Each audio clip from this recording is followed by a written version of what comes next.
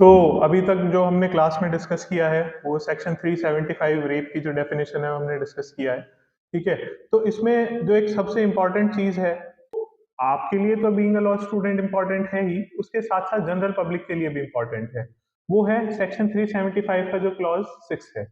Section 375 का clause 6 क्या कह रहा है कि if any man has sexual intercourse with a woman below the age of 18 years whether with और without consent that amounts to rape. तो अगर किसी भी मैन ने किसी वुमेन के साथ में, ठीक है, जिसकी उम्र 18 साल से कम है, उसके साथ सेक्सुअल इंटरकोर्स किया है, फिजिकल रिलेशंस बनाए हैं, ठीक, उस वुमेन के कंसेंट से बनाए हैं या बिना कंसेंट के बनाए हैं, तो वो रेप की डेफिनेशन में यहाँ पर 375 क्लॉज 6 के अंदर फॉल करेगा। क्या कह रहे हो? हाँ ठीक बात है, बिल्कुल।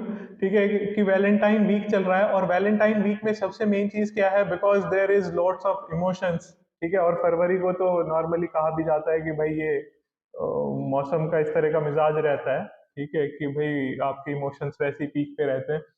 तो बिल्कुल ठीक बात है यंगस्टर्स के लिए भी कि भाई फेब्रवरी है, वैलेंटाइन वीक है, वो सारी चीजें ठीक हैं, बट सेक्शन 375 क्लॉज 6 भी है, उसका ध्यान रखें। And I am aware about some real life incidents कि जहाँ पे जो बॉय एंड गर्ल थे वो 12th के स्टूडेंट्स थे, and they with consent have sexual intercourse with each other because of the emotional intimacy with each other, but later on एक जो है एफआईआर रजिस्टर होती है और रेप का केस रजिस्टर होता है, और उस बॉय का पूरा करियर है, ठीक है, वो दांव पे लग जाता है। एक एफआईआर होने की वजह से आप समझ सकते हैं कि रेप जैसे हीनियस ऑफेंस की अगर एफआईआर होती है, तो वो सारी चीजें मनाएं, वैलेंटाइन वीक में मनाएं, but be aware about the laws also. तो now coming back to our topic,